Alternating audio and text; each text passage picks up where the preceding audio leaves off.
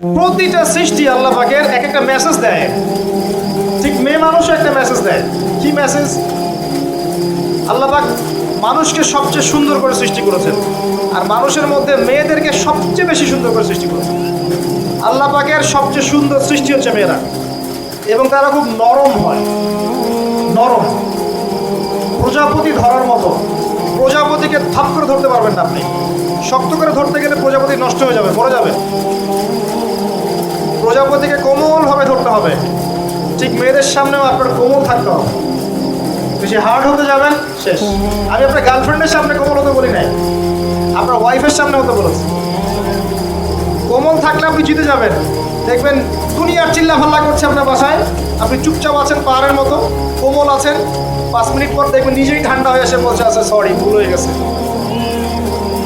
আর যদি আপনি চিল্লা ফাল্লার কাউন্টার দিতে যান, তাহলে দেখবেন সুটকেস গোছানো শেষ, বাবার বাড়ি চলে গেছে। ডিল করা খুব ডিফিকাল্ট। এখানে আপনাকে খুবই সবরের পরিচয় দিতে হবে, আপনার বোঝার তৌফিক দেন। আর আমরা মা বোনদেরকে রিকোয়েস্ট করব, 4টা মূলনীতি মেনে কাপড় চোপড় পরবেন। আপনার কাপড়টা এমন হবে না যেই কাপড়টা পরলেও অঙ্গ প্রত্যঙ্গ দেখা যায়, বোঝা যায়, এমন হবে। কাপড়টা এমন হবে না এত টাইট ফিটিং যে আপনার অঙ্গের উঁচু নিচু অবয়ব বোঝা যায়, এমন হবে না। কাপড়টা এমন হবে না যেটা অমুসলিমদের পোশাক, আর কাপড়টা এমন হবে না যেটা পুরুষদের পোশাক। এই মূলনীতিগুলো মেনটেন করে কাপড় পরবেন ইনশাআল্লাহ। এছাড়াও মেয়েদের কথায় পর্দা আছে, চলনে পর্দা আছে, ওঠা বসায় পর্দা আছে। নামাজ পড়ার সময় তাদেরকে কিছুটা শালীনভাবে নামাজ পড়তে হয়। তাদের চোখের দৃষ্টির মধ্যে পর্দা আছে। এগুলো কে শিখাবে এখনকার মেয়েদের? সবসময় বিজি দেখবেন নতুন কোন সিরিয়াল আসছে, নতুন কোন ফ্যাশন আসছে, নতুন কোন পার্লারে কি আসছে, কোন কাটিং আসছে, কোন নায়িকা আসলো। ওই যে বাংলাদেশে কোন এক নায়িকা আসছে, তাই নিয়ে মিডিয়াতে এমন তোলপাড়, মনে কি না কি একটা অবস্থা। আল্লাহর কাছে তোমার কি মূল্য আছে হে? আল্লাহর কাছে তোমাদের কি মূল্য আছে? তোমরা কি 5 ওয়াক্ত নামাজ পড়ো? তোমরা কি পর্দা করো? তোমাদের মধ্যে হায়াবোধ কিছু আছে? তোমরা মানুষকে ভালো কিছু শেখাও, সমাজকে ভালো কিছু দাও, শালীন কিছু দাও। আল্লাহর কাছে তোমাদের কি মূল্য আছে? নবী সাল্লাল্লাহু আলাইহি ওয়াসাল্লাম তো জাহান্নাম দেখে সেই কথাটাই বলেছেন, আমি জাহান্নাম দেখে আসলাম, সেখানে বেশিরভাগ অধিবাসী হচ্ছে মেয়ে, নারী। কি কারণ? তারা এমন কাপড় চোপড় পরে বাইরে ঘুরতো যেই কাপড় পরেও তারা নগ্ন থাকে। আমি কি ব্যাখ্যা করতে হবে? আপনি দেখতে পারেন না? এবং তারা স্বামীর সাথে কুফরি করতো সারা জীবন। স্বামী যদি তাদের ভরণ পোষণ দেয়, ভালোবাসে, মহব্বত করে, তাদের জন্য জীবনটা ক্ষয় করে ফেলে, এক পর্যায়ে গিয়ে বলবে, সারাটা জীবন তোমার কাছে কিছুই পাইলাম। বাস্তব। এগুলোর কারণে মেয়েরা বেশি বেশি জাহান্নামে যাবে। এবং তারা মানুষ মারা গেলে মাতম করে, বুক পিট চাপড়ায়, এই কারণে যাবে। এবং তর্ক লাগলে অভিশাপ দেয় বেশি, এই কারণে যাবে। আল্লাহ পাক আমাদের মা বোনদেরকে হেফাজত করুন। তবে একটা হাদিস আছে সুসংবাদের। নবী সাল্লাল্লাহু আলাইহি ওয়াসাল্লাম বলেছেন, একজন নারী যদি 4টা কাজ করতে পারেন, জান্নাতের যে কোনো দরজা দিয়ে ইচ্ছা প্রবেশ করতে পারবেন। 1 নাম্বার 5 ওয়াক্ত নামাজ, 2 নাম্বার রমজান মাসের সওম, 3 নাম্বার আপনার লজ্জাস্থানের হেফাজত অর্থাৎ খাস পর্দা, এবং 4 নাম্বার আপনার স্বামীর আনুগত্য। ফ্যামিনিস্ট আকীদার মেয়ে হলে আনুগত্যকে দাসত্ব মনে করে, স্বামীর আনুগত্যকে তার দাসত্ব মনে করে। স্বামী কে?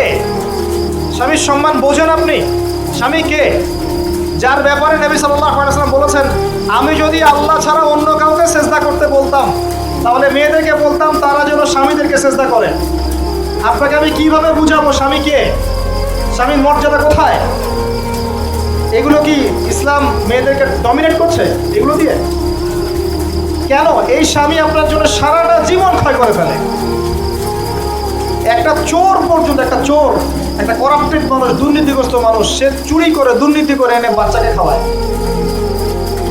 একটা ধর্ষক পর্যন্ত ওর মেয়েকে আদর করে। পুরুষ মানুষ কি জিনিস কেমন করে বুঝবেন? সারাটা জীবন ক্ষয় করে ফেলায়।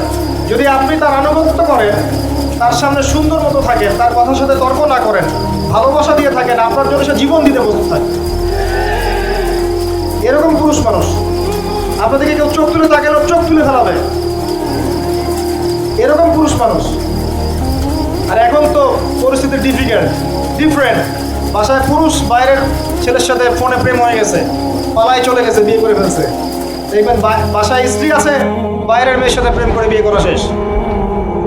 বিয়ে করলে সমস্যা নাই, আপনি ব্যভিচার করে ফেলছেন, বিয়ে সে করতেই পারে, সে যদি সমতা রক্ষা করতে পারে, সেটা তার ডিফারেন্ট ইস্যু, এটা অন্য ইস্যু। তো স্বামীর আনুগত্য আপনি কিভাবে বুঝাবেন? এটা দাসত্ব নয়। নবী সাল্লাল্লাহু আলাইহি ওয়াসাল্লাম বলেছেন, কোনো স্বামী যদি কোনো স্ত্রীকে চায়, তার প্রয়োজনের জন্য চায়, মহব্বতের জন্য, স্ত্রী যদি চুলায় রান্না করতে থাকে, ওই রান্না ফেলে দিয়ে তাকে আসতে হবে।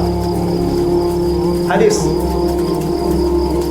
রাতের বেলা স্বামী স্ত্রী শুয়েছে, স্বামীর চাহিদা আছে, স্ত্রীর কোনো সমস্যা নাই, স্ত্রী ফিট, ইচ্ছা করেই অহেতুক স্বামীকে বলল আমি রাজি না, উল্টা পাশে মুখ করে ঘুমিয়ে গেল। আল্লাহর নবী বলছেন, সারা রাত আল্লাহর পক্ষ থেকে একজন ফেরেশতা আসবে, এসে এই নারীকে অভিশাপ দিতে থাকবে। এখন এগুলো হাদিস শুনলে বলবে যে ইসলাম তো মেয়েদেরকে ছোট করছে। একজন মেয়ে তার একজন স্বামীর কথা বলছে, স্বামী তার মেয়ে, তার স্ত্রী, তার মা, তার বোন, সবাইকে তার মিরাসের হক দিতে হয়। একজন মেয়ে তার বাবার সম্পত্তি পায়, কোনো কোনো ক্ষেত্রে তার ভাইয়ের সম্পত্তি পায়, তার স্বামীটা তো পাই, তার ছেলেরটাও, নানি হলেও সম্পত্তির হক আছে। একটা মেয়েকে চতুর্দিক থেকে সিকিউর করা হয়েছে ইসলামে। তারপরেও কিছু ফ্যামিলিস্টের কারণে এরা বলবে যে মেয়েদেরকে ইসলাম ছোট করছে। হ্যাঁ, মেয়েদেরকে ইসলাম কেন ছোট করছে? কারণ পর্দা করে যে বাইরে বেরোতে বলছে, ঢ্যাং ঢ্যাং করে নগ্ন হয়ে বেরোতে নিষেধ করেছে, এই কারণে। যদি বলে যে হ্যাঁ ইসলাম আপনাদেরকে ফ্রি মিক্সিংয়ের স্বাধীনতা দিচ্ছে, আপনারা সবাই ফ্রি মিক্সিং করেন, গেঞ্জি পরেন, টি শার্ট পরেন, স্যান্ডো গেঞ্জি পরে বাইরে ঘুরে বেড়ান, টাইট ফিটিং প্যান্ট পরে বাইরে ঘুরে বেড়ান, সব জায়গায় আপনারা ফ্রি মিক্সিং করেন, পর্ন দেখেন, জেনা করেন, মদ খান, ইসলাম খুব ভালো। তখন তোমাদের জন্য তো ইসলাম নয়, তোমরা জাহান্নামে যাও, আল্লাহর কি আসে যায়? ইসলাম তোমাদের জন্য নয়, তোমরা জাহান্নামে গিয়ে মরো, ইসলামের কিচ্ছু যায় আসে না। আল্লাহর ওয়াস্তে পারিবারিক আদর্শের দিকে ফোকাস করেন প্রিয় ভাই। নিজে জাহান্নামের আগুন থেকে বাঁচান, পরিবার বর্গকে বাঁচান, পরিবার বর্গকে বাঁচান। পরিবার একটা পার্ট হচ্ছে আপনার পিতামাতা। পিতামাতার সাথে খারাপ আচরণ করতে যায় না আল্লাহর ওয়াস্তে। সেই ব্যক্তির জন্য ধ্বংস যার পিতামাতা বেঁচে আছে, তাদের হক আদায় করে সে জান্নাতে যেতে পারবে, তার জন্য ধ্বংস। আরেকটা অংশ আছে আপনার সন্তান সন্ততি। বাচ্চা কাচ্চার প্যারেন্টিংটা খুব সুন্দর করে করেন। যখন আপনি স্ত্রীর সাথে মিলন করতে গিয়েছেন, তখন দোয়া পড়েন, আল্লাহুম্মা বিসমিল্লাহি আল্লাহুম্মা জান্নিবনি শাইতান ওয়া জান্নিবি শাইতান মা রাযাকতানা। আমার মনে হয় এখনকার জেনারেশন যেগুলো আছে ফাসেক, মাদক সেবন করে, পর্নোগ্রাফিতে আসক্ত, ইয়াবাখোর, স্মাগলিং করছে, চুরি করছে, হাবিজাবি, ধর্ষণ করছে, আমার মনে হয় না তাদের পিতামাতা তাদেরকে জন্ম দেওয়ার সময় এই দোয়াগুলো করেছিল। কারণ পিতামাতাকে দোয়া করলে ওই সন্তানকে শয়তান স্পর্শ করতে পারে। সন্তান হবে, সন্তান ছেলে হোক মেয়ে হোক, আপনার এটা নিয়ে মন খারাপ করার কিছু নাই। একজন কন্যা সন্তানকে লালন পালন করে সৎপাত্রে পাত্রস্থ করলে এই মেয়ে পরকালে আপনার জন্য জাহান্নামের আগুন থেকে ঢাল হয়ে যাবে। যার কাছে দুইজন মেয়ে আছে, দুইটা মেয়েকে সে ভালো করে মানুষ করেছে, নবী সাল্লাল্লাহু আলাইহি ওয়াসাল্লাম বলছেন সে জান্নাতে আমার সাথে এমন করে থাকবে। এইভাবে কেউ যদি বিধবার দায়িত্ব নেয়, সেও নবী সাল্লাল্লাহু আলাইহি ওয়াসাল্লামের সাথে এইভাবে থাকবে। এতিমের দায়িত্ব নেয়, এইভাবে থাকবে। ফ্যান্টাসিতে ভুগছেন, একটা এতিম মেয়েকে বিয়ে করেন, একটা অসহায় তালাকপ্রাপ্ত মেয়েকে বিয়ে করেন, একটা বিধবা মেয়ে যার স্বামী মারা গেছে, কেউ নাই দেখার, তাকে বিয়ে করেন, তারপরে বোঝা যাবে আপনার মধ্যে কতটুকু দিন আছে। আর বর্তমান সভ্যতা আমাদের কি সমাধান দিবে? সবাই যদি দিনদার একটা করে ক্যাটরিনা খুঁজে, এই এতিম, এই বিধবা, এই যাদের দেখার কেউ নাই, এই মেয়েগুলা কি রাষ্ট্রের সম্পত্তি হয়ে থাকবে? এদের দায়িত্ব কে নেবে? পুরুষরা যদি দায়িত্ব না নেয়, কে দায়িত্ব নেবে? এখন কেউ যদি ওদের দায়িত্ব নিতে যায়, তখন তাকে আবার খারাপভাবে উপস্থাপন করা হয়, এই ব্যক্তির মনে হয় চরিত্র খারাপ। কিন্তু এদিকে বাইরে 10টা জেনা করে বেড়াচ্ছে, কোনো সমস্যা নাই, এগুলো উস্কায়। এইসব জাহেলদের জন্য ইসলাম নয়। ইসলামের প্রতিটা বেসিক ফান্ডামেন্টাল মানবতার কল্যাণের জন্যই। এগুলোকে ফরজ করা হয়নি, আপনি না ফলো, আপনার সামর্থ্য থাকলে আপনি করতে পারেন, না করলে কোনো সমস্যা নাই। কেউ যদি করে যে ইসলাম পরিপূর্ণরূপে পালন করার চেষ্টা করছে, এটার উপর আমল করার চেষ্টা করছে, তাহলে আপনি তাকে ক্রিটিসাইজ করছেন কেন? কি সমস্যা? আরেকটা পয়েন্ট হচ্ছে সন্তান সন্ততি। বাচ্চা কাচ্চাকে ছোটবেলা থেকেই মানুষ করতে হবে এমনভাবে যাতে করে বড় হয়ে এরা এই উম্মার খালিদ এবং ওমর হতে পারে।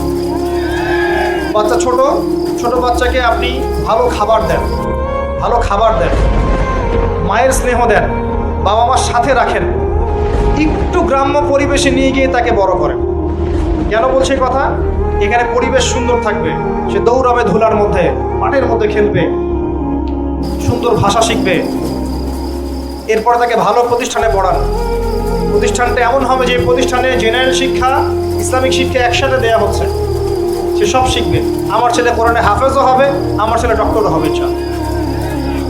এভাবে করে তোলেন। আধুনিক হন, মাথাটা খাটান, ব্যাকডেটেড মানসিকতা বাদ দেন। বিশ্বটা এগিয়ে গেছে, আমাদেরকে এগিয়ে যেতে হবে। একমুখী জ্ঞান দিয়ে আপনি কিচ্ছু করতে পারবেন না এই যুগে। দ্বিমুখী শিক্ষার একটা হারমোনিয়াস কম্বিনেশন দরকার। আমাকে কোরআন জানতে হবে, সায়েন্সও জানতে হবে, নাহলে আমি সায়েন্স দিয়ে কোরআনকে ব্যাখ্যা করতে পারবো না, কোরআন দিয়েও সায়েন্সকে ব্যাখ্যা করতে পারবো না। জানতে হবে আমাদেরকে। আরও কি হবে? মুসলিমরা কনস্ট্যান্টিনোপল আবার জয় করবে। এই কনস্ট্যান্টিনোপলের মধ্যে ফিতনা দেখা দিবে অচিরেই, মুসলিমরা ওইটা আবার দখল করবে ইনশাআল্লাহ তাআলা। আরও কি হবে? বললাম ভূমিকম্পের বছরগুলো আসবে সামনে, এবং মুতায়নুন শাদীদ, মহামারীও আসবে। আরও কি? বড় বড় 3টা ভূমিকম্প বাকি আছে এখনো। আগে বলেছি লেকচারে, একটা পৃথিবীর পূর্বে, একটা পশ্চিমে, একটা মাঝখানে। এগুলো এখনো বাকি আছে। বিশ্বে অনেক কিছু হওয়া এখনো বাকি আছে। এখন যা দেখছি এগুলোই সব না, এগুলো চলে যাবে। সময় কি হবে? চলে যাবে। আরও নতুন সময় আসবে ইনশাআল্লাহ। আমাদের দায়িত্ব কি? আমাদের দায়িত্ব পরিস্থিতি বুঝে দিন ধরে রাখা, আমল করা এবং মানুষকে দিনের দিকে আহ্বান করা। আমরা যদি দায়িত্ব পালন না করি তাহলে কি হবে? আল্লাহ পাক আমাদেরকে সরিয়ে দিয়ে নতুন কওম নিয়ে আসবে। আল্লাহ পাক সূরা মুহাম্মাদে বলেছেন, ওয়া ইন তাতাওয়াল্লাউ, তোমরা যদি মুখ ফিরিয়ে নাও, ইয়াস্তাবদিল কওমান গায়রাকুম, আল্লাহ পাক নতুন কওমকে তোমাদের জায়গায় স্থলাভিষিক্ত করবেন। সুম্মা লা ইয়াকুনু আমসালাকুম, তারা তোমাদের মতো হবে না, মানে আমাদের মতো অপদার্থ হবে না। উম্মার বিজয়ের শর্ত কি? আল্লাহ সূরা মুহাম্মাদেই বলেছেন, ইন তানসুরুল্লাহ ইয়ানসুরুকুম, তোমরা আল্লাহর দ্বীনকে সাহায্য করো, তবেই আল্লাহ তোমাদেরকে সাহায্য করবে। ওয়া ইউসাব্বিত আকদামাকুম, তোমাদের পা আল্লাহ দৃঢ় করে রাখবেন। আমরা আল্লাহকে সাহায্য না করলে আল্লাহ পাক আমাদেরকে সাহায্য করবেন না। সিম্পল। আল্লাহ পাক সূরা রাদের মধ্যে বলছেন, ইন্নাল্লাহা লা ইউগাইয়িরু মা বিকওমিন হাত্তা ইউগাইয়িরু মা বিআনফুসিহিম, আল্লাহ পাক কোনো কওমের অবস্থা ততক্ষণ পরিবর্তন করেন না যতক্ষণ না সেই কওম তার নিজের অবস্থার পরিবর্তনের চেষ্টা করে। তাহলে আমাদের পরিবর্তন কেন হচ্ছে না? কারণ আমরা নামাজ ছেড়ে দিয়েছি। 90% মুসলিমের দেশে কত পার্সেন্ট নামাজ পড়ে চিন্তা করে দেখবেন। আমরা কোরআন ছেড়ে দিয়েছি। 90% মুসলিমের দেশে কত পার্সেন্ট বিশুদ্ধ করে কোরআন তেলাওয়াত করতে পারে একটু খোঁজ নিয়ে দেখবেন। কোরআন শুমারি করে দেখেন, নামাজ শুমারি করে দেখেন, তাহলে বুঝতে পারবেন। আর যারা কোরআন পড়তে জানে তাদের মধ্যে কত পার্সেন্ট কোরআনের অর্থটা বোঝে, এটা আরও বড় বিষয়। তারপরে আবার কারা মেনে চলে, এটা আরও বড় বিষয়। আর আমরা কতজন মানুষ দিন ইসলামকে সামগ্রিক দিন হিসেবে মানি, এটাও একটা বড় বিষয়। আমরা মানি ঠিকই, আংশিক। যেমন ইবাদত বন্দেগীর জীবনে মুসলমান, অর্থনৈতিক জীবনে গিয়ে আবার সুদখোর, এমন না বিষয়টা? এমন হয় না বিষয়টা? ইবাদত বন্দেগীর জীবনে আমি পাক্কা মুসলিম, কপালে সেজদার দাগ আছে মাশাআল্লাহ, দাড়ি টুপিও আছে মাশাআল্লাহ, কিন্তু ব্যবসায় গিয়ে মাপে কম দিচ্ছি না, ব্যবসায় গিয়ে আমি হারাম ভেজাল দিচ্ছি কিনা, এরকম হচ্ছে কি না? হচ্ছে। কিন্তু সে কিন্তু মুসলিম এবং নামাজও পড়ে। তা আমাদের সমস্যা ভাই এখানেই। এখন এই সমস্যাটা সলভ করলে ইনশাল্লাহ সব সমস্যা সলভ হয়ে যাবে ইনশাল্লাহ। সমস্যাটা কি? আমরা ইসলামটাকে আংশিকভাবে মানি, পরিপূর্ণ জীবনে ইসলাম বাস্তবায়ন করতে পারছি না। আমি আপনি হয়তো কেউই পারছি না। ফখর করলে বলার নাই যে আমি খুব পারছি, আসলে আমিও পারছি না। কারণ এই যুগে এটা পারাটা খুব ডিফিকাল্ট। এই যুগে পারাটা কি? খুবই কঠিন। কিন্তু এটাই তো এই যুগের চ্যালেঞ্জ। নবীজি বলেছেন, তোমাদের সামনে এমন যুগ আসছে যে যুগে ঈমান ধরে রাখাটা হাতের মধ্যে আগুন ধরে রাখার মতো হবে। তবে সুসংবাদ ওই যুগে তাদের জন্যে যারা আমার সুন্নতকে আবার জীবিত করতে পারবে। যে আমার মৃত সুন্নতকে জীবিত করবে, আল্লাহ পাক তাকে 50 জন শহীদ সাহাবীর সমান নেকি দিবে ইনশাআল্লাহ। এটাই আমাদের কাজ। আল্লাহ পাক আমাদেরকে তৌফিক দান করবে। তার মানে তাকদীর লেখা হয়ে গেছে। এবার আল্লাহ রাব্বুল আলামিন কি করলেন? আল্লাহ পাক এই মহাবিশ্ব সৃষ্টি করলেন। হুয়াল্লাযী খালাকাস সামাওয়াতি ওয়াল আরদ ফি সিত্তাতি আইয়াম। কয় দিনে? আল্লাহ পাক পুরো মহাবিশ্ব সৃষ্টি করলেন কয় দিনে? আমাকে বলেন তো, মহাবিশ্বকে আল্লাহ পাক ঘৃণা করে সৃষ্টি করেছেন না ভালোবেসেন? তাহলে আল্লাহ পাক কি ভালোবাসার সত্তা নয়? আল্লাহ রাব্বুল আলামিন কি ভালোবাসেন না? আল্লাহ পাকের একটা নামই হচ্ছে গফুর আল ওয়াদুদ, ওয়া হুয়াল গফুরুল ওয়াদুদ। আল্লাহ পাক হচ্ছেন ক্ষমাশীল, পরম ক্ষমাশীল এবং প্রেমময়। আল্লাহ পাক তার নাম দিয়েছেন আল ওয়াদুদ, মানে প্রেমময়। আল্লাহ পাক ভালোবাসেন কি না? তাহলে এই পুরো মহাবিশ্ব সৃষ্টি করে আল্লাহ পাক কি মহাবিশ্বের মধ্যে ভালোবাসা ছড়িয়ে দেন নাই? আল্লাহ রাব্বুল আলামিন 6 দিনে মহাবিশ্ব সৃষ্টি করে মহাবিশ্বের সব জায়গায় যার যার কাজ তাকে বুঝিয়ে দিলেন। কোন গ্রহ কি কাজ করবে, কোন সৌরজগৎ কেমন করে চলবে, দুনিয়া কিভাবে ঘুরবে, সূর্য কিভাবে উঠবে, চাঁদ কিভাবে আসবে, কোন মাখলুক কি কাজ করবে, ফেরেশতাদের কাজ কি হবে, ইত্যাদি ইত্যাদি। আল্লাহ পাক সমস্ত কাজ বুঝিয়ে দিলেন। সূরা আলিফ লাম মিম সেজদা, হামিম সেজদার মধ্যে আছে, করে দেখবেন।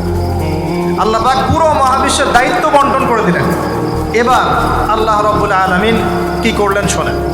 আল্লাহ রাব্বুল আলামিন বলছেন, এই পুরো মাখলুক কায়নাত সৃষ্টি করার পর আল্লাহ পাক তার রহমতকে 100 ভাগে ভাগ করলেন। কত ভাগে? আল্লাহ পাকের দয়া, রহমত, ভালোবাসাকে 100 ভাগে ভাগ করলেন। ভাগ করে 1 ভাগ, মাত্র 1 ভাগ আল্লাহ পাক পুরো মহাবিশ্বে ছড়িয়ে দিলেন, বলেন সুবহানাল্লাহ। বাকি 99 ভাগ রহমত আল্লাহ পাক তার কাছে রাখলেন।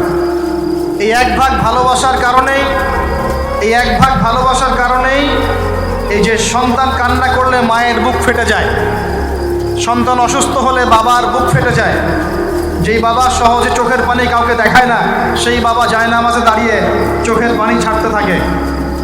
এই 1 ভাগ রহমতের কারণে আমরা দেখি যে রাস্তার কুকুর পর্যন্ত তার বাচ্চাকে চাটে, আদর করে, মহব্বত করে। এই 1 ভাগ রহমতের কারণে আমরা আমাদের স্ত্রীদেরকে মহব্বত করি, স্ত্রীকে সুখে রাখার জন্য জীবনটা পর্যন্ত বিলিয়ে দেয়। সকাল থেকে রাত পর্যন্ত কোনো কোনো ক্ষেত্রে হারাম পথে যেতেও দ্বিধা করি না, স্ত্রী সন্তান সুখে থাক এই আশায়, তাই না ভাই? এই 1 ভাগ রহমতের কারণে, এই 1 ভাগ রহমতের কারণে গাভী দেখবেন, গাভী তার বাচ্চাকে প্রসবের পর চাটে, গাটা চেটে পরিষ্কার করে দেয়। এই 1 ভাগ রহমতে পুরো কায়নাত টিকে আছে। আর নবী সাল্লাল্লাহু আলাইহি ওয়াসাল্লাম বলছেন, বাকি 99% রহমত আল্লাহ পাক তার কাছে রেখেছেন। এই রহমত এবং ভালোবাসা দিয়ে আল্লাহ পাক কিয়ামতের মাঠে মানুষকে মাফ করবে ইনশাআল্লাহ। তার মানে বলেন আল্লাহু আকবার।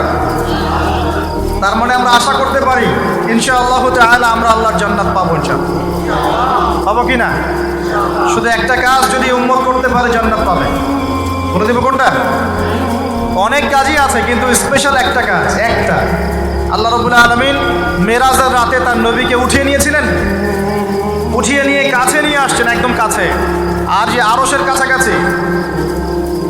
নবী সাল্লাল্লাহু আলাইহি ওয়াসাল্লাম বলছেন, ওই সময় তার উপর 3টা স্পেশাল ওহী করা হয়েছে। কয়টা? 3টা। একটা হচ্ছে 50 ওয়াক্ত নামাজ। কত ওয়াক্ত? এটা কমতে কমতে কমতে কত ওয়াক্ত হয়েছে? 5। 5কেও কমানোর জন্য কোন নবী বলছিলেন? মুসা আলাইহিস সালাম বলছেন 5ও পারবে না, কমাই নিয়ে আসেন। 5ও যে পারবে না, মুসা আলাইহিস সালাম কেমন করে জানলেন? তার উম্মত 2 ওয়াক্ত নামাজ ফরজ। কয় ওয়াক্ত নামাজ ফরজ ছিল? ওই 2 ওয়াক্ত তার আদায় করতে পারে নাই। এই অভিজ্ঞতা থেকে তিনি বলেছেন যে আপনার উম্মত 5 ওয়াক্ত পারবে না। সত্যি না মিথ্যা কথাটা? আসলেই কি উম্মত 5 ওয়াক্ত নামাজ পড়তে পারছে? আচ্ছা, যাই হোক, আল্লাহ পাক আমাদেরকে পড়ার তৌফিক দান করুন। দ্বিতীয় ওহী হচ্ছে সূরা বাকারার শেষের 3টা আয়াত। কয় আয়াত? সূরা বাকারার শেষের 3 আয়াত ওহী করেছেন কে? আল্লাহ রাব্বুল আলামিন। কোনো ব্যক্তি যদি রাতের বেলা সূরা বাকারার শেষের 3টা আয়াত পড়ে সারা রাত ইবাদত করে নেকি পাবে ইনশাআল্লাহ। আর 3 নাম্বারটা হচ্ছে স্পেশাল, সেটা হচ্ছে আল্লাহ পাক বলেছেন, হে মুহাম্মদ সাল্লাল্লাহু আলাইহি ওয়াসাল্লাম, বলেন সাল্লাল্লাহু আলাইহি ওয়াসাল্লাম, তোমার উম্মতের কোনো ব্যক্তি যদি আসমান জমিনের সমান গুনাহ নিয়ে আমার সামনে দাঁড়ায়, আসমান জমিন সমান গুনাহ নিয়ে আমার সামনে দাঁড়ায়, কিন্তু আমার সাথে শিরকের পাপ নাই, আমার সাথে কোনো শিরকের পাপ করে নাই, ইনশাআল্লাহ আমি আল্লাহ তার সামনে আসমান জমিন সমান ক্ষমা নিয়ে হাজির হব ইনশাআল্লাহ। তার মানে আমরা যদি ইনশাআল্লাহ তাআলা শিরকের পাপ থেকে দূরে থাকতে পারি, ইনশাআল্লাহ আশা করা যায় আমরা আল্লাহর সন্তুষ্টি পাবো ইনশাআল্লাহ। এরপর আল্লাহ রাব্বুল আলামিন কি করলেন? আল্লাহ রাব্বুল আলামিন পুরো মহাবিশ্ব সৃষ্টি করে সব দায়িত্ব ভাগ করে দিলেন। ভাগ করে দেওয়ার পরে আল্লাহ পাক জান্নাত জাহান্নাম সৃষ্টি করেছেন কি না? আচ্ছা, জান্নাত এবং জাহান্নাম কার কার জন্য সৃষ্টি করেছেন বলেন? জিন আর মানুষ। আচ্ছা, এখন জান্নাতের চেয়ে কি শান্তির কোনো জায়গা আছে? আচ্ছা, এই জান্নাত কার জন্য সৃষ্টি করেছেন? জিন আর মানুষ। আচ্ছা, তাহলে আল্লাহ পাক মানব জাতিকে ভালোবাসেন কিনা? ভালোবাসেন কিনা? আপনি যখন কাউকে ভালোবাসবেন তাকে সবচেয়ে সুন্দর গিফট দিতে চাইবেন কিনা? তার জন্য সবচেয়ে ভালোটা কিনতে চাইবেন কিনা? আল্লাহ পাক জান্নাত তৈরি করেছেন কাদের জন্য? আমাদের জন্য। তার মানে আল্লাহ পাক আমাদেরকে ভালোবাসেন কিনা? অবশ্যই বাসেন। আল্লাহ রাব্বুল আলামিন জাহান্নামও তো সৃষ্টি করেছেন। এখন যদি বলি যে তাহলে আল্লাহ পাক কি আমাদেরকে ভালোবাসেন না, জাহান্নামে কিভাবে দিবেন? উত্তরটা কী হবে তাহলে? উত্তর হচ্ছে এই যে যদি আল্লাহ না করুক কোনো ব্যক্তি জাহান্নামে যায়, তাহলে বুঝতে হবে সেই ব্যক্তি জাহান্নামে যাওয়ার যোগ্য ছিল বলেই জাহান্নামে গিয়েছে। কথা কি বুঝতে পারছেন? আর যদি কোনো ব্যক্তি জান্নাতে যায়, তাহলে বুঝতে হবে সেই ব্যক্তির উপর আল্লাহ পাক দয়া করেছেন বলেই সে জান্নাতে গিয়েছে। মানুষ তার আমল দিয়ে জান্নাতে যেতে পারবে না। মানুষ তার আমল দিয়ে জান্নাতে যেতে পারবে না, আল্লাহর দয়া অনুগ্রহ দিয়ে জান্নাতে যাবে ইনশাআল্লাহ। আল্লাহ পাক আমাদের সবাইকে সেই দয়া অর্জন করার তৌফিক দান করুন। সামনে রহমত পাওয়ার একটা সুবর্ণ সুযোগ আসছে, সেটা হলো রমজান মাস। কি মাস? রমজান মাস। আমরা দোয়া করি আল্লাহ পাক আমাদের সবাইকে সুস্থতার সাথে রমজানের সবগুলো রোজা রাখার তৌফিক দান করুন। নবীজি বলেছেন এই মাসে যে ইবাদত করে তার গুনাহ মাফ করতে পারলো না, তার জন্য ধ্বংস করে নাও। আমরা তো রমজান আসার আগে দুনিয়াবি প্ল্যান করছি, রমজানে কিভাবে ব্যবসায় উন্নতি করব, রমজানে কিভাবে বেশি লাভ করব। হ্যাঁ, তো রমজান মাস হচ্ছে ইবাদতের মৌসুম। আল্লাহ পাক আমাদের সবাইকে রমজান মাসে 5 ওয়াক্ত নামাজ পড়ার তৌফিক দান করুন, কোরআন তেলাওয়াত করার তৌফিক দান করুন, কোরআন বুঝে পড়ার তৌফিক দান করুন, তারাবির নামাজ জামাতে পড়ার তৌফিক দান করুন, এবং বেশি বেশি মানুষকে ইফতার করানোর তৌফিক দান করুন। যাদের যাকাত ফরজ হয়েছে জাকাত দিচ্ছেন না, আল্লাহর ওয়াস্তে রমজান মাসে জাকাত দিয়ে দিবেন ইনশাআল্লাহ। আর আমি কিন্তু আগেই বলেছি রমজান মাসে ভাই দ্রব্যমূল্যের দাম কিন্তু খুব চড়া ওঠানামা করে। অতএব যাদের সামর্থ্য কম তাদের ঘরে ইফতার পৌঁছে দেওয়ার দায়িত্ব কার? আমাদের। যাদের সামর্থ্য আছে তারা, যারা সামর্থ্যবান নয় তাদের ঘরে ঘরে মাসের বাজার পৌঁছে দেবেন ইনশাআল্লাহ।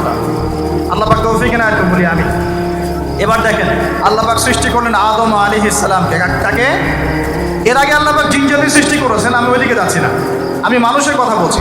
আদম আলাইহিস সালামকে আল্লাহ পাক কেমন করে সৃষ্টি করেছেন? আল্লাহ পাক সূরা সাদের মধ্যে বলেছেন যে খলাকতু বিয়াদাই, খলাকতু বিয়াদাই, আমি আদমকে আমার হাত দিয়ে সৃষ্টি করেছি। কি দিয়ে? হাত দিয়ে। এটা কি ভালোবাসার বহিঃপ্রকাশ নয়? আল্লাহ পাক কি আমাদেরকে ভালোবাসেন না? ভালোবাসেন। আচ্ছা, এই দুনিয়াতে যত কিছু আছে, এই দুনিয়ার আকাশ বাতাস নদী নালা পানি অক্সিজেন সব কিছু কার জন্য সৃষ্টি করা হয়েছে? গরু ছাগলদের জন্য, মানুষের জন্য? মূল দায়িত্ব কার? মূল অধিকার কার? মানুষের নয় কি? তাহলে এই পুরো বিষয়গুলো কি আল্লাহ পাকের ভালোবাসার বহিঃপ্রকাশ নয়? হ্যাঁ। আচ্ছা, এবার আসেন আল্লাহ পাক আদম আলাইহিস সালামকে সৃষ্টি করে সমস্ত নাম শিক্ষা দিয়েছেন। এই যে নাম শিখানো মানে জ্ঞান শিখানো, এই জ্ঞান শিখানোটা কি আল্লাহর দয়া ভালোবাসা নিদর্শন নয়? একটু ধরাই দিচ্ছি আপনাদেরকে। এবার সামনে আসেন, আল্লাহ পাক ফেরেশতাদের সামনে তাকে উপস্থাপন করলেন, করে বললেন সব ফেরেশতা তোমরা যারা আছো সেজদা করো আদমকে। এই যে আমাদের পিতাকে সম্মানিত করা হচ্ছে, এটা কি ভালোবাসার বহিঃপ্রকাশ নয়? এবার আমাদের পিতাকে সম্মানিত করা হলো,